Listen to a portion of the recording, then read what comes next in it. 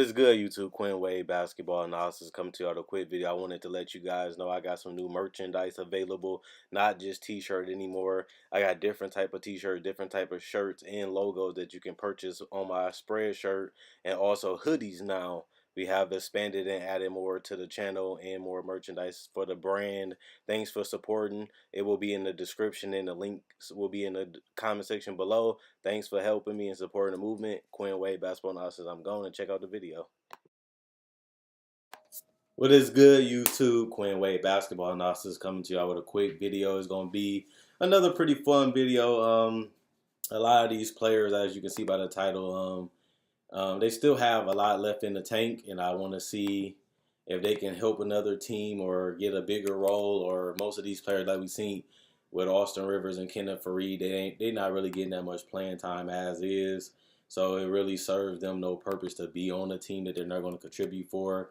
And most of their teams, they're not even going to make the playoffs anyway. And if you can leave a team and have a big role or even a role in general on a team that can possibly win you a championship, why not take it? And some of these guys we already know going to get bought out, but they haven't officially got released by the team, or they still waiting to be traded. And if they can't get traded, they're definitely going to get bought out. But it also depends on what team they go to that can really help them out, whether it is a rebuilding team. Players go to rebuilding teams and stuff like that too to get minutes and to get back from injuries.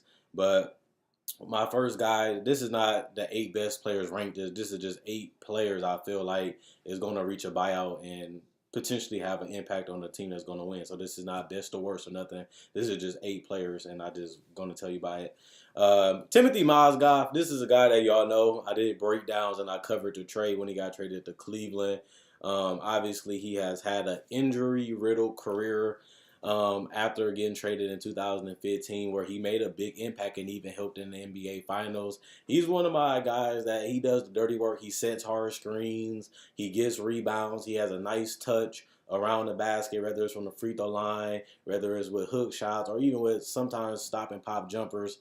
If you leave him open and give him the room. He can't shoot threes. He's not the most mobile guy, but we done seen guys like Greg Monroe and other players make rosters and still be able to contribute. And I think Mozgov is a guy, yeah, he embarrassed himself. Yeah, he went through injuries, but he's sitting on the bench rotting, not using his talent, not really playing at all.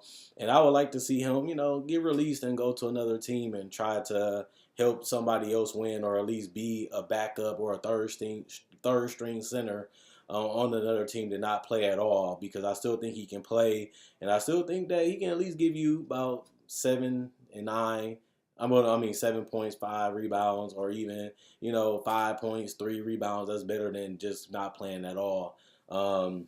Another person is Courtney Lee. Now, I know a lot of people don't really want to see him go because he is a solid player, and you rather get something for him because he is a three-point shot and a defensive player. His defense hasn't been what it used to be, and his three-point shot is 33%, which isn't terrible. Is around where you want to be, but he doesn't really play as much either.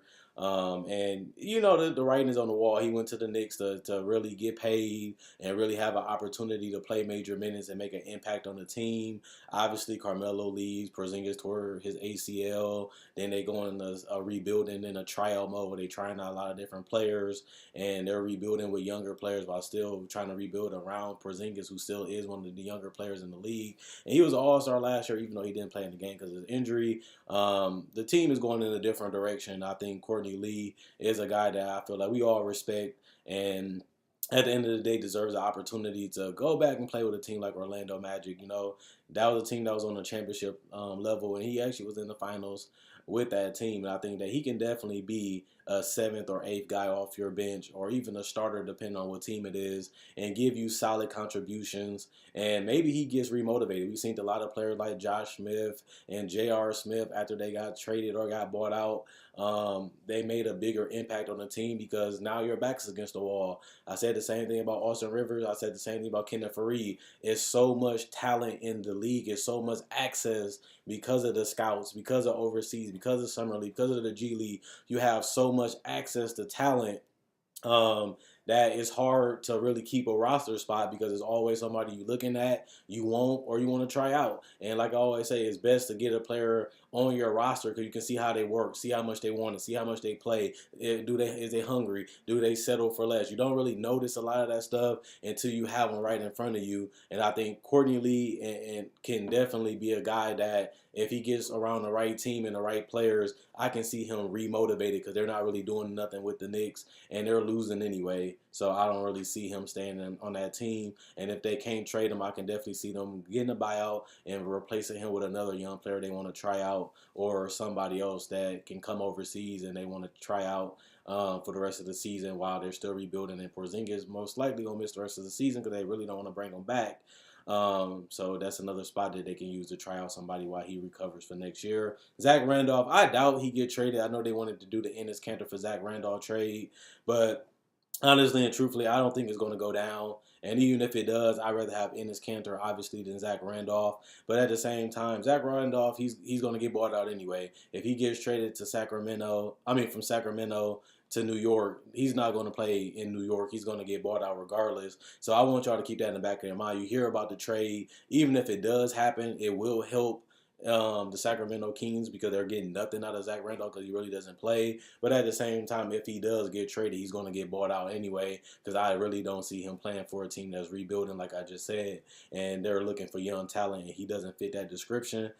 Chandler Parsons, this is a guy that a lot of people know eventually going to get bought out, and it's going to be interesting because he's a guy that was a huge commodity, a guy that can be a playmaking wing that can play the 3 and the 4 and switch. When he was healthy, obviously he's not healthy no more. He's coming off severe knee injuries. He was already a semi-athletic player. He was an athlete, but wasn't exceptional, especially for NBA level. And he was able to get to the paint. He was able to shoot threes. He was able to play in the pick and roll. He was your modern day right now small forward, power forward player. And with the injuries, he obviously got worse. His shot hasn't been as good, and he just been so injury prone. But I can definitely see somebody giving him a chance once he get bought out to play some valuable minutes on a decent team. Because right now you don't need Chandler Parsons to be the old Chandler Parsons when you're picking them up. So back then, maybe he'd be worth the money. Maybe you'll trade for him right now. He's at the all-time low. He'd be desperate just to stay in the NBA at this point, the way his reputation has went down and how the injuries been. He'd just be happy to be on a roster, and he is on there. Now they're trying to get rid of him, but I can see a team definitely try to pick him up and try to use him as a 8th or 9th guy off their bench, or just a guy that you can have just to ensure you, if somebody gets injured, you have a solid player, a respectable player at that. Number 4, Vince Carter. I feel like he showed that he can still play at a decent, respectable NBA level. He still can't get to the paint as much as he used to. Obviously, he's not the best creator of shots anymore, but he's turned himself into a respectable three-point shooter. He's shooting 4 threes a game at 37%.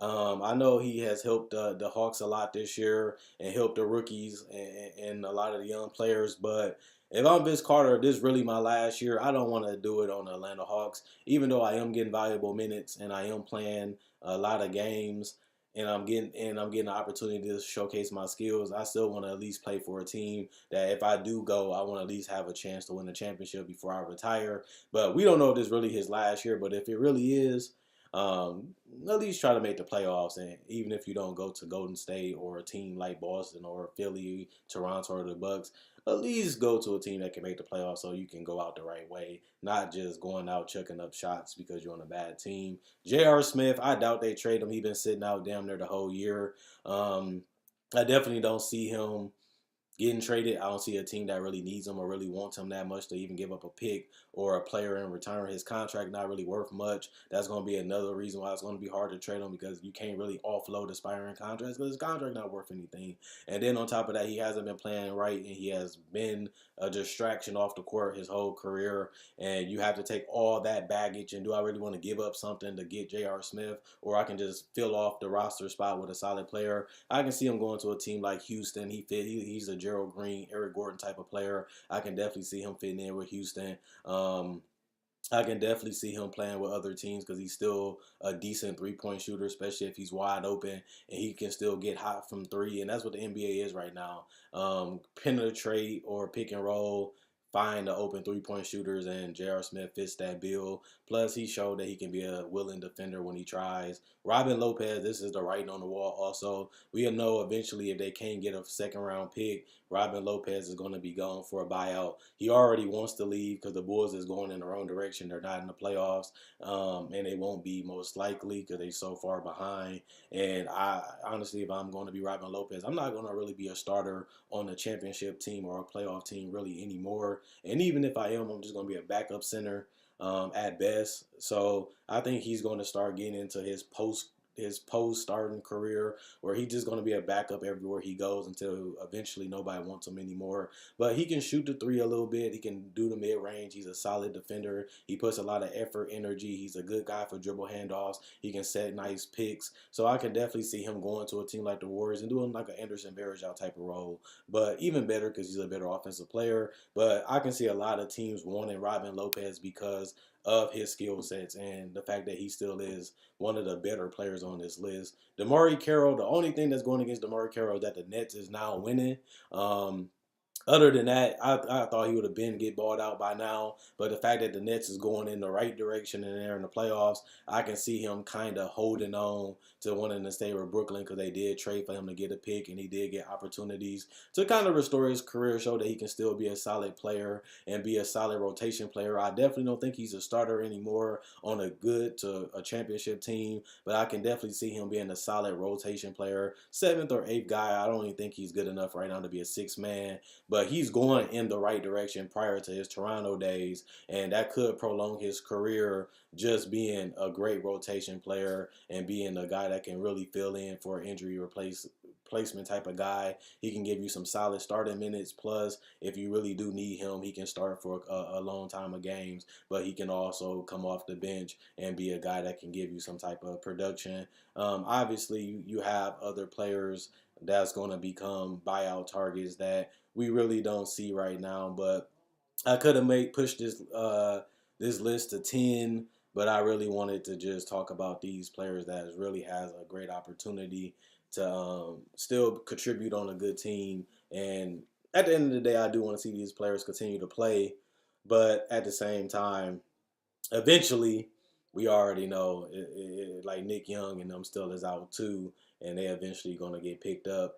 Um, that's a number 9 guy. I can definitely see Nick Young getting picked up by the end of this season too. So I gave you about 10 people. Let me know what you guys think. Do you think these guys should get picked up? Is they done? Is they washed up? Should they just, retire? Some guys already thinking about that already. Or do you think that some of these guys can make an impact on teams like I do? And if you think so, let me know what teams you think that your players could go. If I missed somebody, if I underrated somebody, if I overrated somebody, or do you think that a lot of these players like Miles Goff and Chandler Parsons are done? Even Zebo, he might be done. Vince Carter, he's shooting 34% from the field, but he's still shooting and showing that he can stretch out the floor. So a lot of these guys in a certain role on the right team with the right coach, they can still make a positive impact on the team, and that's why I have them on this list. Check out my website, analysisplayground.com. Link will be in the description in the comment section below. Check out my Facebook page, analysisplayground.com. Link will be in the description in the comment section below. Like on Facebook to show support. Thank you for liking on Facebook. Thanks for supporting the brand by buying the merchandise. My spread shirt will be in the description in the comment section below. Also, I make videos every day. I talk about the trades. I talk about the buyouts. I talk about the draft. I talk about previews of the season. I break down actual actual NBA players. And I go 365. I rarely miss a day. And I love that. I enjoy making these videos. You guys enjoy watching. That's why I continue to go. Quinn Wade, basketball analysis. I'm going. Let me know what you guys think.